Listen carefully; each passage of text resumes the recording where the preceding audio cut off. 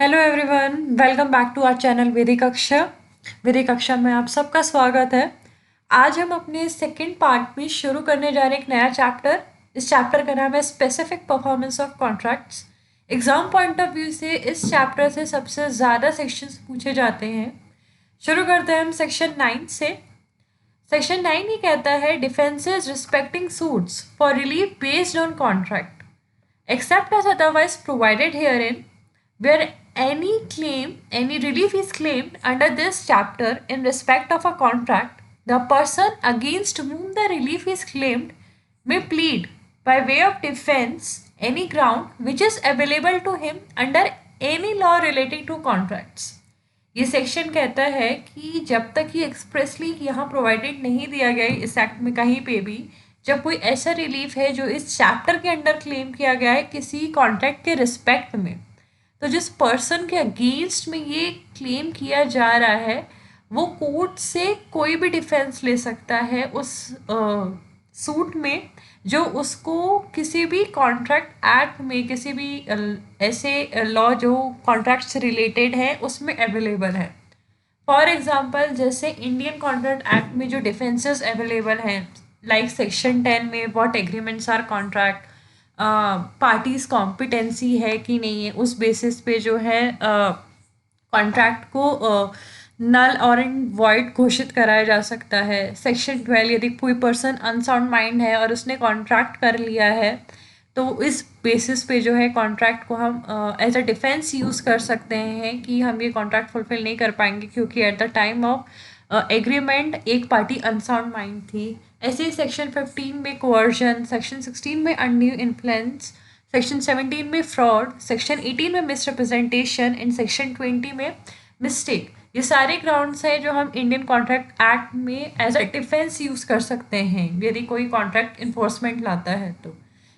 ये सेक्शन हमारा यही कहता है। मूविंग फर्दर नेक्स्ट सेक्शन की ओर बढ़ते हैं।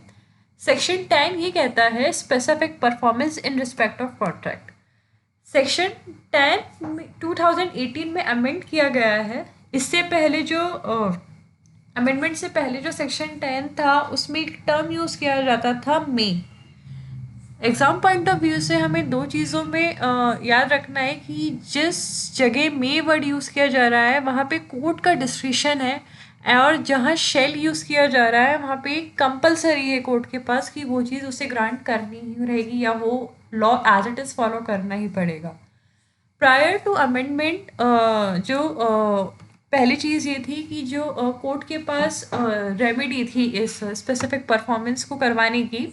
जो ग्रांट करने की रेमेडी थी वो कोर्ट का डिस्क्रिशन था। कोर्ट को यदि सही लगता है तो स्पेसिफिक परफॉर्मेंस ग्रांट भी कर सकता था और यदि नहीं लगता है, उसकी मर्जी है, तो वो डिनाई भी कर सकता था। बट आफ्टर 2018 अमेंडमेंट जो सबसे बड़ा मेजर चेंज किया गया कि अब स्पेसिफिक परफॉर्मेंस यदि क्राइटेरिया फुलफिल कर रहा है तो कोर्ट को मैंडेटरी जो है ग्रांट करना ही पड़ेगा स्पेसिफिक परफॉर्मेंस की रेमेडी। बिफोर अमेंडमेंट यदि अपन बात करें तो जो ये स्पेसिफिक परफॉर्मेंस की रेमेडी है ये तभी ग्रांट की जाती थी दो कंडीशंस में। पहला कि actual damage cause due to the non performance of the action could not be ascertain. यदि जो डैमेज कॉज हुआ है पार्टी को वो असर्टेन नहीं किया जा सकता है तो उस केस में कोर्ट जो है स्पेसिफिक परफॉर्मेंस की रेमेडी ग्रांट कर सकता था। Secondly, monetary compensation would not be adequate relief for the non performance of contract. यदि कोई कॉन्ट्रैक्ट का नॉन परफॉर्मेंस हो पा रहा है, नहीं किया जा सकता है, उसके लिए मॉनेटरी कंपनसेशन यदि एडिक्वेट नहीं रहेगा तो उस केस में स्पेसिफिक परफॉर्मेंस ग्रांट कर सकती थी कोर्ट। नहीं तो और कोई क्राइटेरिया नहीं था जिसमें स्पेसिफिक परफॉर्मेंस ग्रांट किया जा सकता था। But after 2018 amendment, except for section 11 clause 2, section 14 and section 16 of SRA, in sections को छोड़ के जो है कोर्ट जो है उसको मैंडेटरी स्पेसिफिक परफॉर्मेंस ग्रांट करनी पड़ेगी यदि जो है according to terms and conditions of any agreement यदि फुलफिल हो रहा है तो स्पेसिफिक परफॉर्मेंस ग्रांट करना ही पड़ेगा कोर्ट को। ये सबसे बड़ा जो था सेक्शन 10 में चेंज किया गया था और ये एग्ज़ाम पॉइंट ऑफ व्यू से भी बहुत इम्पोर्टेंट है। इस सेक्शन में जो मोस्ट इम्पॉर्टेंट चीज़ ये है कि हम पहले section 11 clause 2, section 14 and section 16 को कवर करेंगे। उसके बाद हम रिमेनिंग सेक्शंस पढ़ेंगे। तो सेक्शन 11 पे आते हैं। सेक्शन 11 ये कहता है cases in which specific performance of contracts connected with trust enforceable. ऐसे केसेस जो ट्रस्ट से रिलेटेड हैं उनको कब इन्फोर्स करवाया जा सकता है, उस उन केस ट्रस्ट के केसेस में स्पेसिफिक परफॉर्मेंस कब इन्फोर्स किया जा सकता है। क्लॉज 1 कहता है except as otherwise provided in this act specific performance of a contract shall be enforced when the act agreed to be done is in the performance wholly और partly of a trust. जब तक कि expressly provided नहीं दिया गया इस act में किसी भी कॉन्ट्रैक्ट का स्पेसिफिक परफॉर्मेंस जो ट्रस्ट के पार्टली या वोली परफॉर्मेंस में है, मतलब ट्रस्ट से रिलेटेड या तो उसके पार्ट आधे उसमें है या पूरी तरह ट्रस्ट से कनेक्टेड मैटर है, ऐसे मैटर्स को, ऐसे कॉन्ट्रैक्ट को जो है इन्फोर्स करवाया जा सकता है। बट इसका सेकेंड क्लॉज ये कहता है a contract made by a trustee in excess of his powers or in breach of trust cannot be specifically enforced। So ऐसा कोई कॉन्ट्रैक्ट है जो ट्रस्ट से रिलेटेड है और जो ट्रस्टी द्वारा बनाया गया है और उसने वो जो कॉन्ट्रैक्ट बनाया है वो अपनी पावर्स के को ब्रीच करके बनाया गया है या उसने अपनी पावर्स का मिसयूज़ करके एक्सेस पावर्स का यूज़ किया गया है और ट्रस्ट की जो रिक्वायरमेंट्स थी उसको ब्रीच करते हुए कोई कॉन्ट्रैक्ट फ्रेम किया गया है,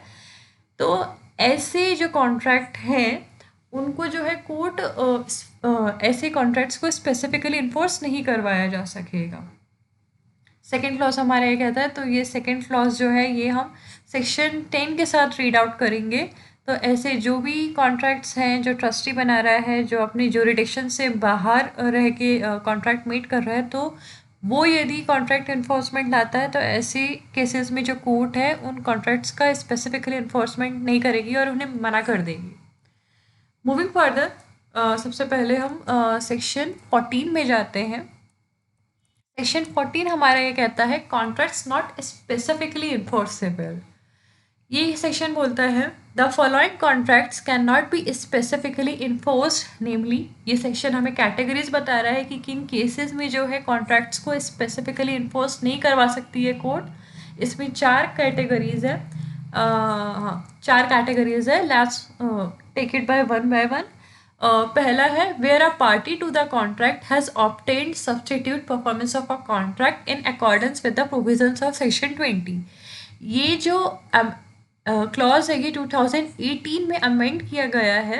तो ये क्लॉज कहता है कि जहाँ एक पार्टी है कॉन्ट्रैक्ट की, उसने सेक्शन 20 के अकॉर्डिंगली कोई भी कॉन्ट्रैक्ट जो है सब्स्टिट्यूट परफॉर्मेंस करवा लिया है, तो ऐसे केसेस में जो है कोर्ट जो है स्पेसिफिकली इन्फोर्स नहीं करेगी यदि कोई पार्टी स्पेसिफिक परफॉर्मेंस का सूट लाती है। अभी सब्स्टिट्यूट परफॉर्मेंस क्या होता है, तो इसे जानने के लिए हम जाएंगे सेक्शन 20 में। तो सेक्शन 20 की तरफ बढ़ते हैं अपन। सेक्शन 20 ये कहता है सब्स्टिट्यूट परफॉर्मेंस ऑफ कॉन्ट्रैक्ट। ये सेक्शन भी एग्जाम पॉइंट ऑफ व्यू से इम्पॉर्टेंट है। ये सेक्शन कहता है without prejudice to the generality of the provisions contained in the Indian Contract Act and except as otherwise agreed upon by the parties, where the contract is broken due to non-performance of promise by any party, the party who suffers by such breach shall have the option of substitute performance through a third party or by his own agency and recover the expenses and other costs actually incurred, spent or suffered by him from the party committing such breach। ये कह रहा है, ये clause ये कह रहा है कि इंडियन कॉन्ट्रैक्ट एक्ट में कोई भी प्रोविज़न दिया गया है उसको बिना नुकसान पहुंचाए हुए और जैसा कि पार्टीज डिसाइड करती है एक्सप्रेसली, उसको उन कंडीशंस को छोड़ के जहाँ ऐसा कोई कॉन्ट्रैक्ट है जो दूसरी पार्टी के नॉन परफॉर्मेंस के द्वारा तोड़ दिया गया है, तो जो पार्टी उस कॉन्ट्रैक्ट के तोड़ने से सफ़र कर रही है उसके पास ये ऑप्शन है कि वो जो कॉन्ट्रैक्ट है, वो जो एग्रीमेंट है, उसको वो है किसी थर्ड पार्टी से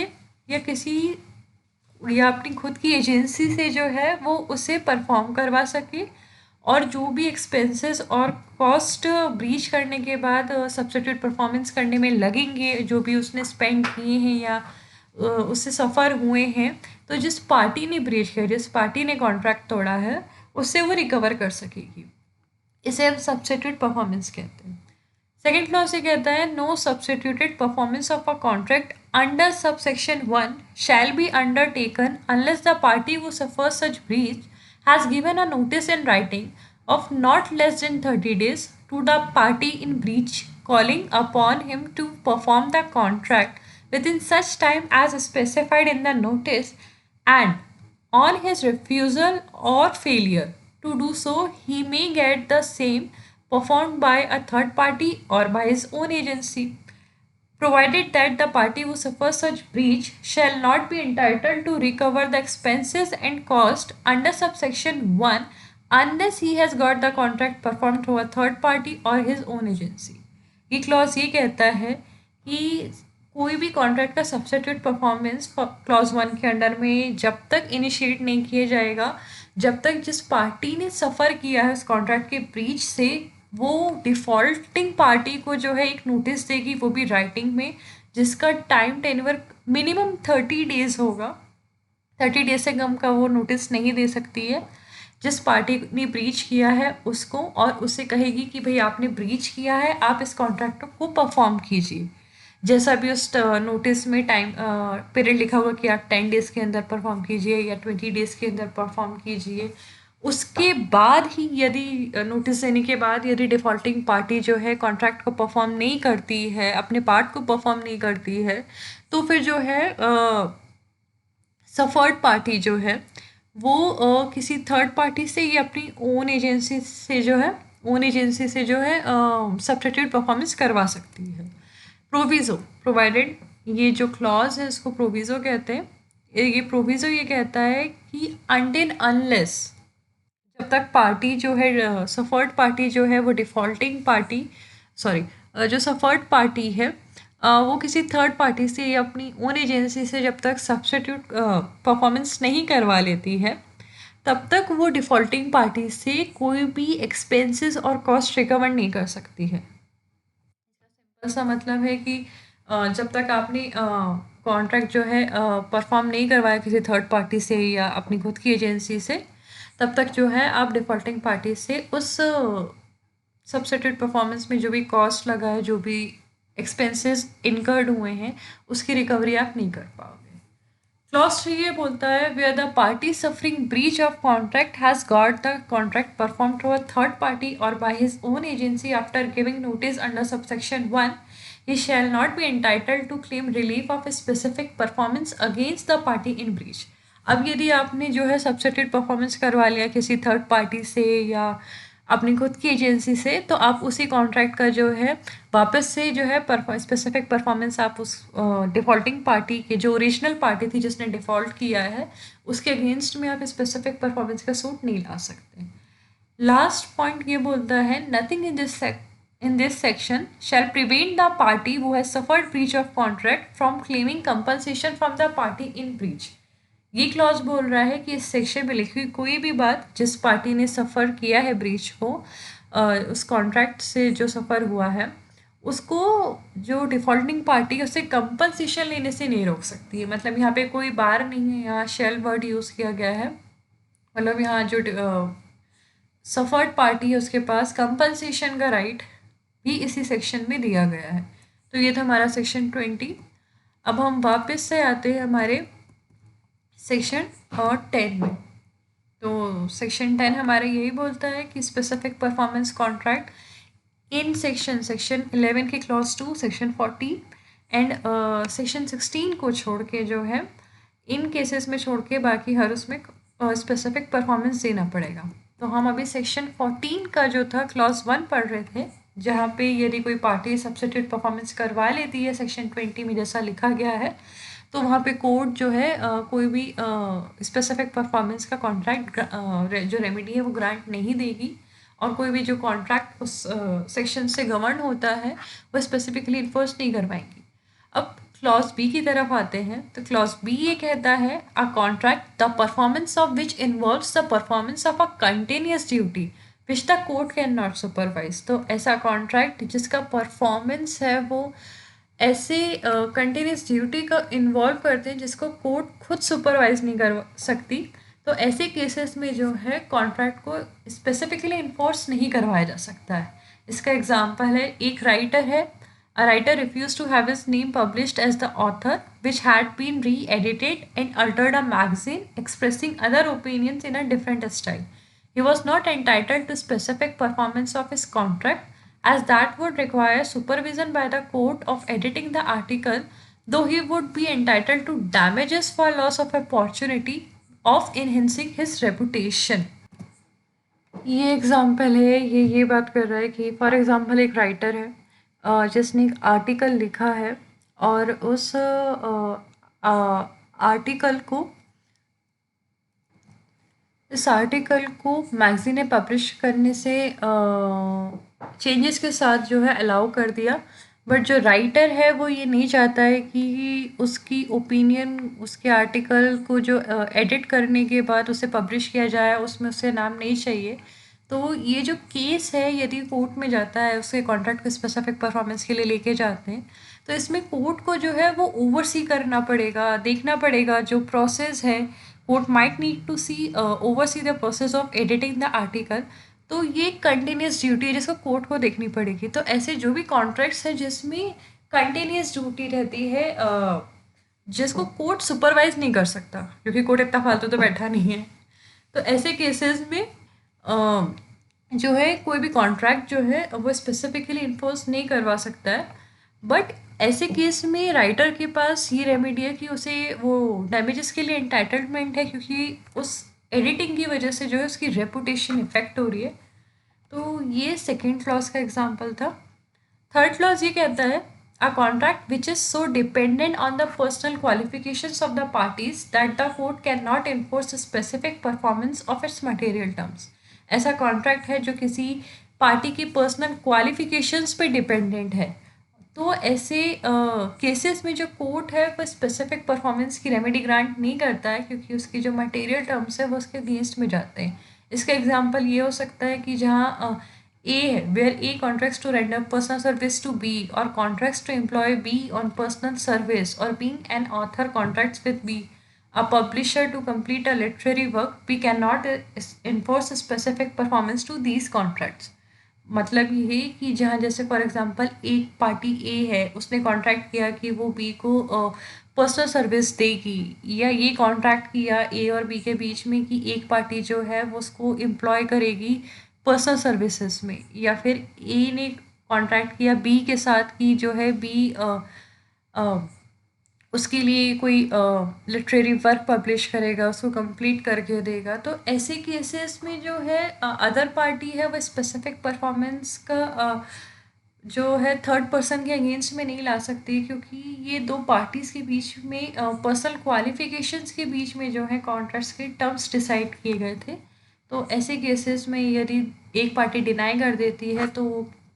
स्पेसिफिक परफॉर्मेंस का सूट थर्ड पार्टी के अगेंस्ट में नहीं ला सकती। लास्ट क्लॉज ये है, a contract which is in its nature determinable. ऐसा कोई कॉन्ट्रैक्ट है जो खुद डिटर्मिनेबल की कगार पे पहुंच गया, तो ऐसे कॉन्ट्रैक्ट्स को भी जो है कोर्ट स्पेसिफिकली इन्फोर्स नहीं कराती है। इसका एग्जांपल ये हो सकता है, where A and B contract to become partners in a certain business, the contract not specifying the duration of the proposed partnership, the contract cannot be specifically performed, for if it were so performed either A or B might at once dissolve the partnership। ये example कहता है कि ए and B हैं, उन्होंने decide किया कि वो business partners बनेंगे, बट उनका जो कॉन्ट्रैक्ट है वो ये मेंशन नहीं करता है कि उस पार्टनरशिप की ड्यूरेशन क्या होगी या कितने टाइम,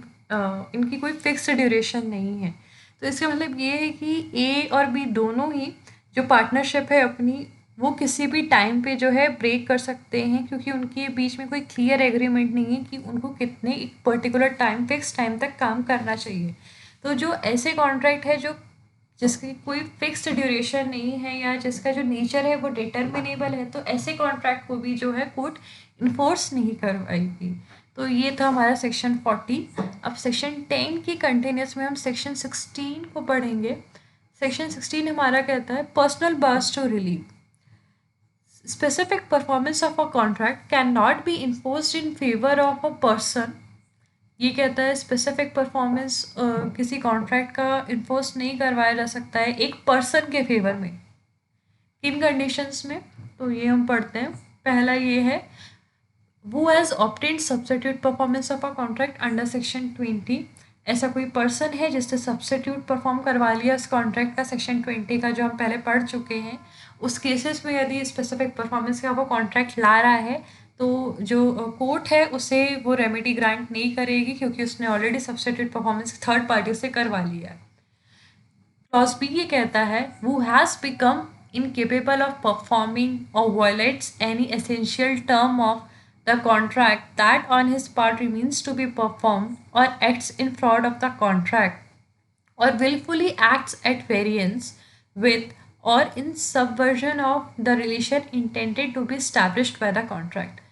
सेकेंड क्लॉज ये बोलता है कि ऐसी कोई पार्टी है जो स्पेसिफिक परफॉर्मेंस का सूट ला रही है, बट जो खुद ही इनकेपेबल है उसको परफॉर्म करने के लिए, या उस कॉन्ट्रैक्ट के एसेंशियल टर्म्स को वॉयलेट करती है, या जो कॉन्ट्रैक्ट उसके पार्ट में था उसने खुद ही परफॉर्म नहीं किया, तो वो सामने वाली पार्टी के लिए स्पेसिफिक परफॉर्मेंस कैसे मांग सकती है। या जो पार्टी स्पेसिफिक परफॉर्मेंस क्लेम करना चाह रही है उसने खुद ही कोई कॉन्ट्रैक्ट में फ्रॉड किया है, या उस कॉन्ट्रैक्ट में जो है उस एक्ट में जो है उसका विलफुली वेरिएंस किया गया है उस टर्म्स या कॉन्ट्रैक्ट के साथ में, या इन केसेस में जो है इन केसेस में जो है पार्टी खुद ही फॉल्ट में है, तो इन केसेस में वो स्पेसिफिक परफॉर्मेंस क्लेम नहीं कर सकती है। जो हमारा क्लॉज सी है वो ये बोलता है वो fails to prove that he has perform or has always been ready and willing to perform the essential terms of the contract which are to be performed by him other than the terms of the performance of which has been prevented or waived by the defendant। ये clause ये कहता है, ये 2018 में amendment किया गया है। ये क्लॉज ये कहता है कि जो पार्टी खुद ही ये प्रूव करने में फेल हो जाती है कि वो अपना जो था पार्ट परफॉर्म कर चुकी है, जो उसके हिस्से का पार्ट है वो उसने पूरा नहीं किया है, ये परफॉर्म नहीं करती है, या फिर ये बताने में ये वो प्रूव करने में ये भूल जाती है कि वो हमेशा से अपने पार्ट को परफॉर्म करने के लिए has always been ready and willing to perform. ये जो दिख रहा है आपको, ये टर्म सबसे ज़्यादा इम्पॉर्टेंट है। Has always been ready and willing to perform the essential terms of the contract, जो उसे पूरे करने थे अपने टर्म्स को वो खुद ही प्रूव नहीं करती, तो वो किसी दूसरी पार्टी के अगेंस्ट में जो है स्पेसिफिक परफॉर्मेंस का सूट नहीं ला सकती है, एक्सेप्ट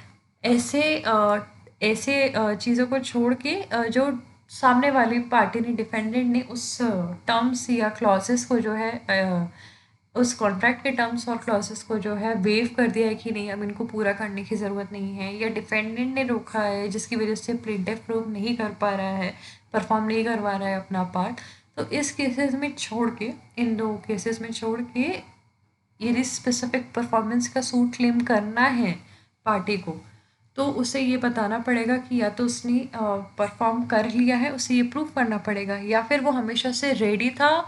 और वो उसको परफॉर्म करने के लिए विलिंग है, मतलब उसे ये प्रूव करना पड़ेगा। अनटिल अनलेस वो इस चीज़ को प्रूव नहीं करेगा, कोर्ट जो है वो उसे स्पेसिफिक परफॉर्मेंस ग्रांट नहीं करेगी। Explanation: for the purpose of clause C, where a contract involves the payment of money, it is not essential for the plaintiff to actually tender to the defendant or to deposit in court any money except when so directed by the court। ये clause ये बोलता है, ये explanation है, ये clause C को ये आगे फर्दर बता रहे हैं कि ये ऐसा कोई कॉन्ट्रैक्ट है जिसमें मनी पेमेंट को लेके इन्वॉल्वमेंट है, मतलब एक पार्टी को पेमेंट करना है, तो ये ज़रूरी नहीं है कि प्लेंटिफ जो है वो डिफेंडेंट को एक्चुअली पेमेंट कर दे या कोर्ट में जो है डिपॉजिट कर दे, अनटिल अनलेस कोर्ट उससे ऐसा डायरेक्शन नहीं देता है। तो ऐसे केसेस में ये ज़रूरी नहीं है अपने पार्ट को बताने के लिए कि मैं रेडी था या विलिंग था, जब तक कि कोर्ट उसे डायरेक्शन नहीं दे देता है उसको पेमेंट करना ज़रूरी नहीं है, बट ये तभी आएगा जब ऐसा कॉन्ट्रैक्ट में मनी पेमेंट का इन्वॉल्वमेंट होगा। सेकेंड क्लॉज ये बोलता है the plaintiff must performance of और readiness and willingness to perform the contract according to its true construction. ये चीज़ मैंने आपको पहले भी बताई कि यदि आप स्पेसिफिक परफॉर्मेंस का सूट ला रहे हैं अगेंस्ट डिफेंडेंट, तो प्लेंटिव को ये प्रूव करना पड़ेगा, it's necessary, it's compulsory, must prove कि उसको अपने पार्ट को जो है वो अपने पार्ट का जो है, इस कॉन्ट्रैक्ट का जो पार्ट है, जो उसकी लाइबिलिटी है, उसको वो परफॉर्म करने के लिए तैयार है, जैसा कि उस कॉन्ट्रैक्ट के अकॉर्डिंगली कहा गया है, उसका पार्ट परफॉर्म है। ये थे हमारे सेक्शन 10, 11, 14 एंड 16। इन केसेस में जो है कोर्ट इस स्पेसिफिक परफॉर्मेंस का जो है वो डिनाई कर सकती है। अदरवाइज सेक्शन 10 में जो है यदि कोई सूट लाता है स्पेसिफिक परफॉर्मेंस का, तो कोर्ट को जो है इन सेक्शंस को ध्यान रखते हुए, बाकी इन कैटेगरीज में यदि नहीं आ रहा तो उसे स्पेसिफिक परफॉर्मेंस का जो रेमेडी है वो ग्रांट करनी पड़ेगी प्लेंटिफ को। आगे बढ़ते हैं हम सेक्शन 12 की तरफ, जो ये बात करता है specific performance of part of contract. अभी तक हम पढ़ते आए थे कि कॉन्ट्रैक्ट या तो वोली परफॉर्म किया जाएगा, या फिर जो है क्या बोलते हैं कि बिल्कुल डिनाई कर दिया जाएगा। ऐसे कौन से केसेस है जिसमें कॉन्ट्रैक्ट स्पेसिफिकली परफॉर्म कर सकते हैं, एंड ऐसे कौन से केसेस है जिसमें हम स्पेसिफिकली परफॉर्मेंस जो है वो डिनाई कर देते हैं। सेक्शन 12 ये बोलता है कि ऐसे भी कॉन्ट्रैक्ट है जिनका पार्ट परफॉर्मेंस करवाया जा सकता है। तो ये भी जो है प्री एंड मेंस दोनों के पॉइंट ऑफ व्यू से सेक्शन इम्पॉर्टेंट है।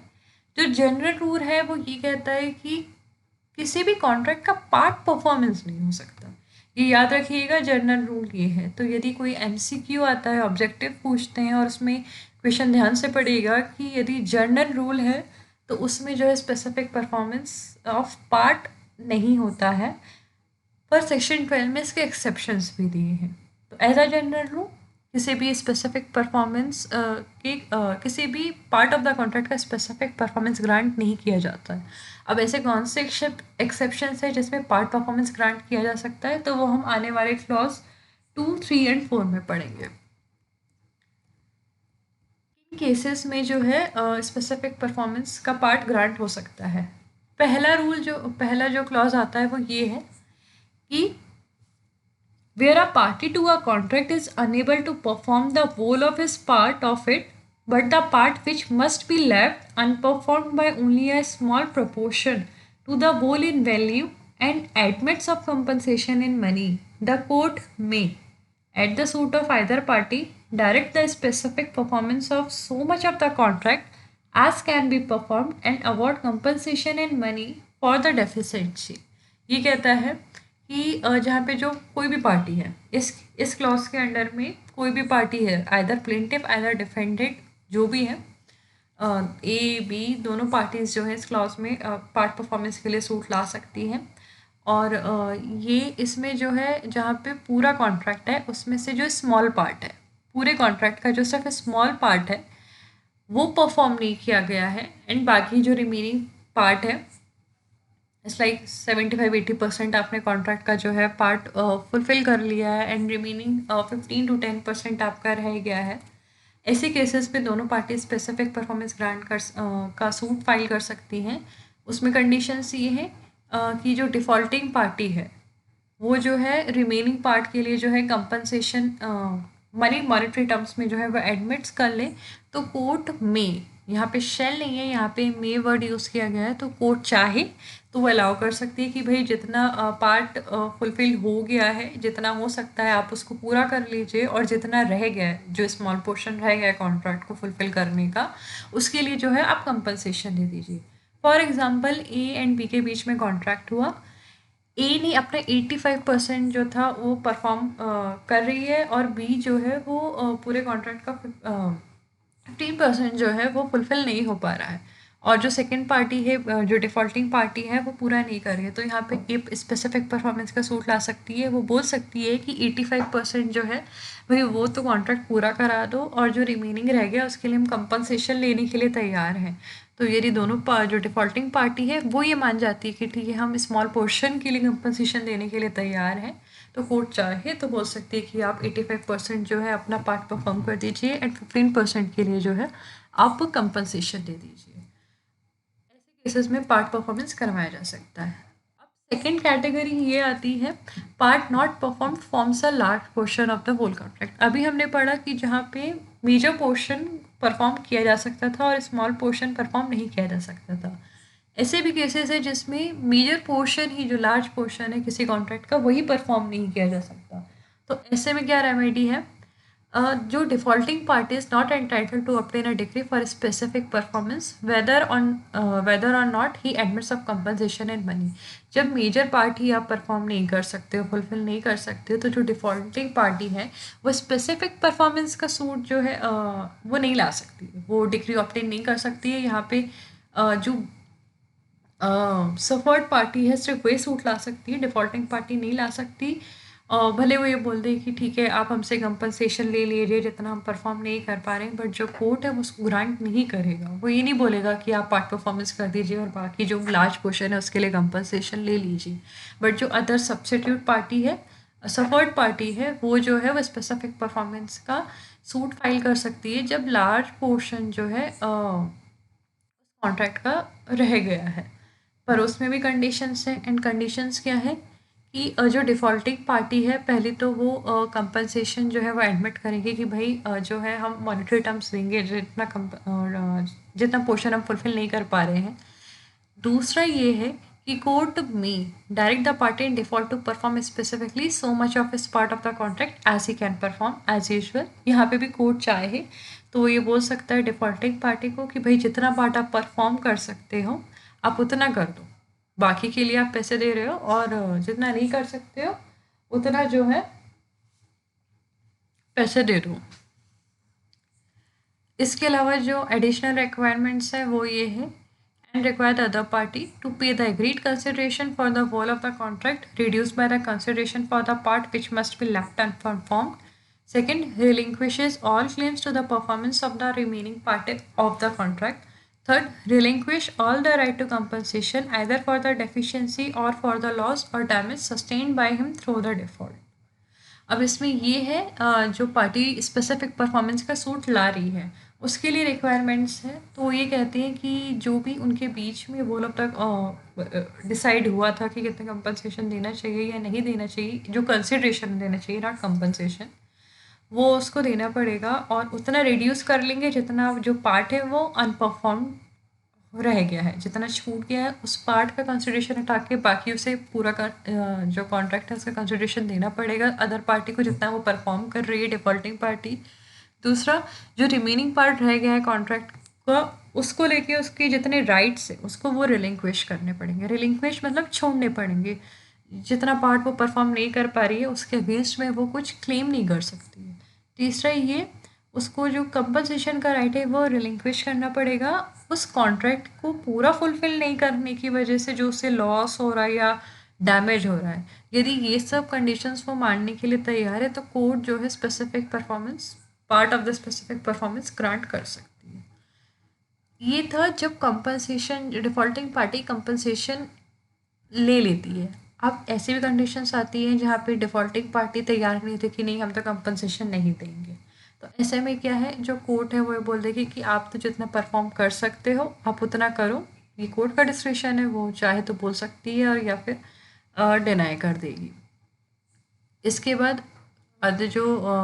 सफर्ड पार्टी है उसके पास उसको ये फुलफिल है रिक्वायर्ड कि भाई उसने जितना छोड़ा है उसे कंसिडर जितना परफॉर्म हो सकता है, जितना कर रही है वो परफॉर्म, उसके लिए उसे कंसिडरेशन देना पड़ेगा पूरे कॉन्ट्रैक्ट का बिना कुछ छोड़े हुए। दूसरा, relinquish all claims to the performance of the remaining part of the contract. यदि वो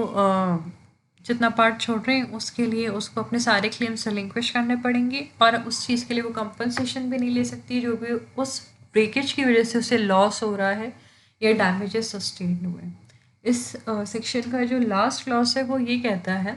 part which cannot be performed in separate and independent from the other part, contract is divisible, the court can direct performance of the part which can be performed। ऐसे भी conditions होती हैं जिस एक contract के दो पार्ट हो सकती हैं, एक पार्ट जो है वो स्पेसिफिकली परफॉर्म किया जा सकता है और एक पार्ट जो है स्पेसिफिकली परफॉर्म नहीं किया जा सकता है, बट दोनों पार्ट जो है वो सेपरेट है, डिवाइजेबल है, उन दोनों का आपस में कोई रिलेशन नहीं है। तो ऐसा पार्ट जो स्पेसिफिकली परफॉर्म करवाया जा सकता है उसके लिए जो कोर्ट है वो पार्ट परफॉर्मेंस की जो रेमेडी है वो ग्रांट कर देगी, और जिस पार्ट को नहीं किया जा सकता है वो वहीं छोड़ दिया जाएगा। इस सेक्शन में एक एक्सप्लेनेशन है जो ये बोलता है, for the purposes of this section a party to a contract shall be deemed to be unable to perform the whole of his part of it if a portion of its subject matter existing at the date of the contract has ceased to exist at the time of its performance। इसका explanation ये बोलता है कि इस section के purpose में यदि किसी कॉन्ट्रैक्ट की ऐसी पार्टी है, यदि वो अपना जो पार्ट जो है वोल पूरा नहीं कर पा रही है, तो इससे अंदाज़ा लगाया जाएगा उस कंडीशन में यदि at the time of performance of contract उसका जो सब्जेक्ट मैटर था उस कॉन्ट्रैक्ट का यदि वही ख़त्म हो जाए, एग्जिस्ट हो जाए, सीज हो जाए, ऐसे टाइम पे ये मान लिया जाएगा कि जो पार्टी है वो अपना कॉन्ट्रैक्ट है वो पूरा परफॉर्म नहीं कर पा रही है। इसके बाद हम जो है सेक्शन 13 पे आते हैं। सेक्शन 13 जो है वो ये बात करता है राइट्स ऑफ परचेजर और lessee against persons with no title और imperfect title. Where a person contracts to sell or sell or let certain immovable property having no title or only an imperfect title, the purchaser or lessee, subject to the other provisions of this chapter, has the following rights, namely, if the vendor or lessor has subsequently to the contract acquired any interest in the property, the purchaser or lessee may compel him to make good the contract out of such interest। ये जो section है वो ये बात कर रहा है कि किसी कॉन्ट्रैक्ट की जो एक पार्टी है वो कॉन्ट्रैक्ट करती है किसी इमूवेबल प्रॉपर्टी को लेट आउट करने के लिए या सेल करने के लिए,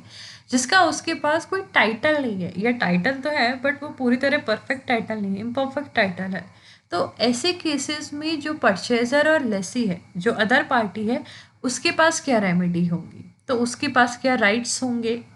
तो ऐसे केसेस में उसकी जो राइट्स होंगे वो ये सेक्शन मेंशन करता है। तो उसके पास 4 राइट्स हैं। तो हम पहला राइट ये कहता है कि जो वेंडर और लेसर है, मतलब पार्टी ए जो है,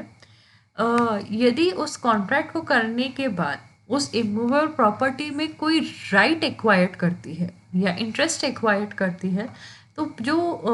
अदर पार्टी है, परचेजर और लेसी है, वो उसको कंपेल कर सकते हैं। मे, यहाँ वर्ड में यूज़ किया है या शेल नहीं किया है, वो उनसे बोल सकते हैं कि क्या बोलते हैं कि आप जो कॉन्ट्रैक्ट आपने किया था आपके पास इनिशियली कोई राइट नहीं था, बट आपको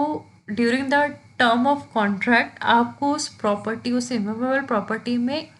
राइट क्रिएट हो गया है, इंटरेस्ट एक्वायर्ड हो गया है, तो अब आप तो कॉन्ट्रैक्ट कर सकते हैं। तो ऐसे केसेस में परचेजर और लेसी के पास राइट है कि वो वेंडर और लेसर को जो है कंपेल कर सकते हैं उस इमूवेबल प्रॉपर्टी को सेल करने के लिए या लीज पे देने के लिए। सेकेंड लॉज ये बोलता है,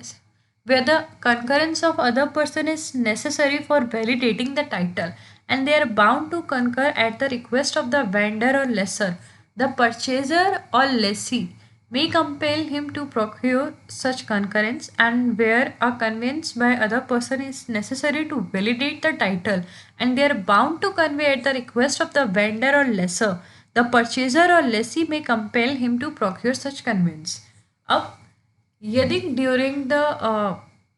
टर्म ऑफ द कॉन्ट्रैक्ट जहाँ पे किसी टाइटल, इस जिस टाइटल की बात कर रहे हो मेवर प्रॉपर्टी को लेके, उस टाइटल को वैलिडेट करने के लिए, उससे लीगल करने के लिए यदि किसी अदर पार्टी का सहमति ज़रूरी है कि वो उसको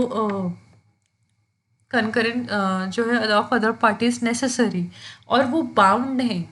at the request of vendor और लेसर और वेंडर की रिक्वेस्ट पे वो बाउंड है कि भाई उस टाइटल को वैलिडेट कर दे, तो परचेजर और लेसी जो है उस कंकरेंस करने के लिए, और जहाँ पे कन्वेंस ज़रूरी है थर्ड पर्सन्स के द्वारा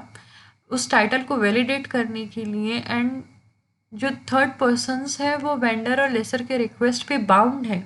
वो उससे बोल सकते हैं, मजबूर कर सकता है, वो बोल सकता है कि आप इसके जो टाइटल है वो वैलिडेट करें, तो परचेज़र और लेसी से कंपेल कर सकते हैं कि भाई आप उसका कन्विंस करवाएं, आप उससे बोलें कि वो वैलिडेट करे टाइटल, और फिर आप हमें लेट आउट करें या सेल करें। तीसरा राइट जो ये है, where the vendor professes to sell unencumbered property, but the property is mortgaged for an amount not exceeding the purchase money and the vendor has in fact only a right to redeem it. The purchaser may compel him to redeem the mortgage and to obtain a valid discharge and where necessary also a conveyance from the mortgagee. ये clause बोलता है कि जो vendor है, मतलब जो seller है, यदि वो कोई अनएनकम्बर्ड प्रॉपर्टी सेल करने की बात करता है, मतलब जिस पे कोई उधार नहीं है, कोई रेंट नहीं है, कोई डेट नहीं है, पर जो ऐसी कॉन्ट्रैक्ट करता है, बट जो प्रॉपर्टी है वो मॉर्टगेज करी गई है उस अमाउंट का जो परचेज मनी से ज़्यादा नहीं है, और जो वेंडर है उसके पास सिर्फ राइट टू रिडीम है, उसकी जो रेमेडी है उस मॉर्टगेज प्रॉपर्टी को छुड़ाने की, वो सिर्फ रिडम्पशन का उसका राइट है। तो ऐसे में परचेज़र के जो है वो चाहे तो परचेज़र में उसको कंपेल कर सकता है उस प्रॉपर्टी को उस मॉर्टगेज से जो है आप रिडीम करवाए, उसे एक वैलिड डिस्चार्ज दीजिए, और जहाँ ज़रूरत पड़े तो आप उस प्रॉपर्टी को यदि अदर मॉर्टगेजी के पास रखी गई है तो आप उससे वापस लाके मुझे दीजिए। तो ऐसे केसेस में भी जो है जो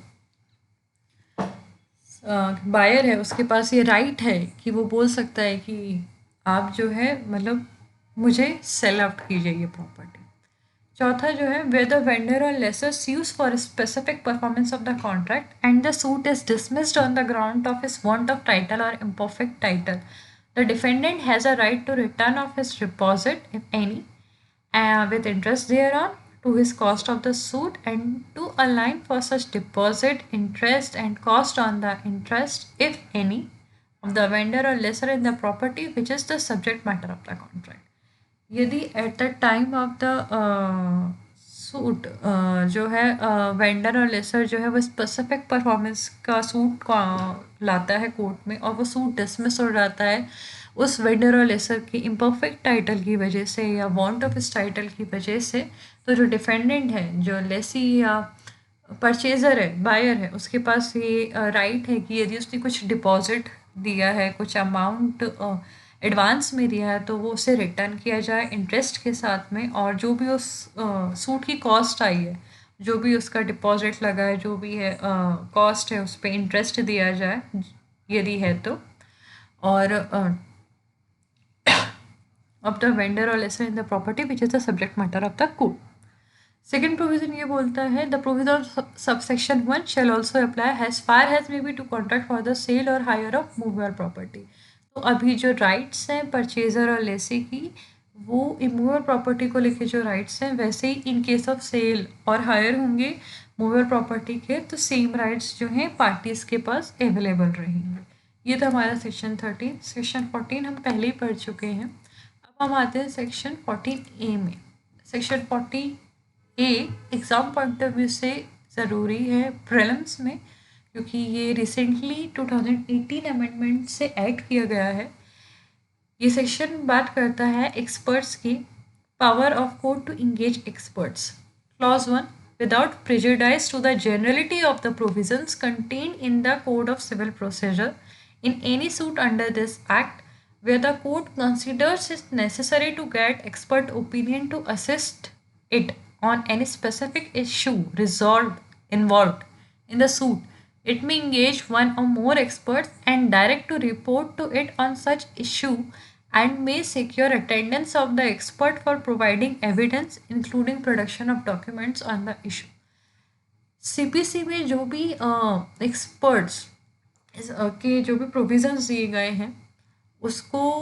बिना कुछ नुकसान पहुंचाए, यदि in any suit under this act, ये याद रखिएगा कि ये सिर्फ सेकेंड चैप्टर की बात नहीं कर रहा है। एसआरए के अंडर में जितने भी सूट्स लाएंगे, किसी भी सेक्शंस के अंडर हो, आइदर कैंसिलेशन का सूट लाते हैं, इंजंक्शन के लिए सूट लाते हैं, किसी भी कैटेगरी में सूट हो एसआरए के अंडर में, जहां कोर्ट को ये लगता है कि एक एक्सपर्ट ओपिनियन चाहिए किसी स्पेसिफिक इशू से डील करने के लिए जो सूट में इन्वॉल्व है, तो वो चाहे, कोर्ट का डिस्क्रिप्शन है, में है, वो किसी एक या एक से ज़्यादा एक्सपर्ट्स को जो है अपॉइंट कर सकता है, एंगेज कर सकता है और बोल सकता है कि उस पर्टिकुलर इशू पे एक रिपोर्ट तैयार करके दे। और यदि चाहे तो ये बोल सकता है, एक्सपर्ट की जो अटेंडेंस है वो रिक्वायर कर सकता है, उससे बोल सकता है कि उसे एविडेंस प्रोवाइड करवाया जाए। और उसके अलावा जो है उसमें डॉक्यूमेंट्स प्रोडक्शन का भी, जैसे कोई इशू है या उसे चाहिए तो वो उससे डील किया जाए। क्लॉज सेकेंड ये बोलता है, द कोर्ट मे रिक्वायर और direct any person to give relevant information to the expert और टू प्रोड्यूस और to provide access to any relevant documents, goods और other properties for his inspection. Court चाहे उसे ऐसा लगता है तो वो डायरेक्ट कर सकता है किसी भी पर्सन को। यहाँ एनी पर्सन यूज़ किया गया है, याद रखिएगा पार्टीज नहीं है, यहाँ पे पार्टीज टू द सूट नहीं है, एनी पर्सन कोई भी हो सकता है, एक्स वाई जेड। पार्टीज भी हो सकती है, पार्टीज के अलावा थर्ड पर्सन भी हो सकता है। वो बोल सकता है कि एक्सपर्ट को जो भी ज़रूरत है, जो भी इंफॉर्मेशन चाहिए रेलेवेंसी, वो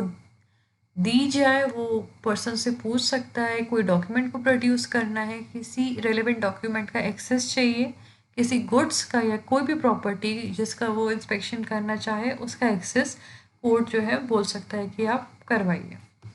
क्लॉज थर्ड ये बोलता है, द ओपिनियन और report given by the expert shall form part of the record of the suit and the court और with the permission of the court, any of the parties to the suit may examine the expert personally in open court on any of the matters referred to him or mentioned in his opinion or report, or as to his opinion or report, or as to the manner in which he has made the inspection। जो भी expert जो हैं हमारे, उनकी जो भी opinion आती है या रिपोर्ट आती है वो उस सूट के रिकॉर्ड का पार्ट रहेंगी। इट्स मैंडेटरी, यहाँ शैल लिखा गया, it shall be a form a part of the record of the suit. और कोर्ट चाहे एंड द कोर्ट, और यदि कोर्ट चाहे तो वो एग्जामिन कर सकते हैं एक्सपर्ट को ओपन कोर्ट में पर्सनली, किसी भी मैटर्स में जो उसने रेफर किया है या उसने अपनी रिपोर्ट में मेंशन किया है या इसने जो इंस्पेक्शन किए थे वो कैसा किया था, जो भी एक्स वाई जेड कोर्ट को लगता है तो वो कर सकता है। और यदि किसी पार्टीज को एग्जामिन करना है उस एक्सपर्ट को तो उसे कोर्ट की परमिशन लगेगी। कोर्ट को किसी की परमिशन की ज़रूरत नहीं होती। और यदि पार्टीज को एग्जामिन करना है तो उससे पहले कोर्ट की परमिशन लेनी पड़ेगी। कोर्ट की परमिशन के बाद वो एक्सपर्ट को जो है एग्जामिन कर सकते हैं ओपन कोर्ट। क्लॉज 4 ये कहता है, the expert shall be entitled to such fee, cost और expense as the court may fix which shall be payable by the parties in such proportion and at such time as the court may direct। जो court है वो entitlement होगा fees के लिए, cost expense जो भी court decide करेगी। यहाँ कोर्ट के पास पावर दी गई है उसकी रेम्यूनरेशन फिक्स करने के लिए, जो किस प्रपोर्शन में दी जाएगी, दोनों पार्टीज देंगी और किस प्रपोर्शंस में देगी और कब देगी, ये सब जो है वो कोर्ट डिसाइड करेगा। ये हमारा सेक्शन 14 खत्म होता है। सेक्शन 15 से हम आगे नए एपिसोड में कंटिन्यू करेंगे। If you found this video informative and enlightening, don't forget to hit that like button. Please share this video, and for more engaging legal content, make sure to subscribe to Vidhi Kaksha. Thank you.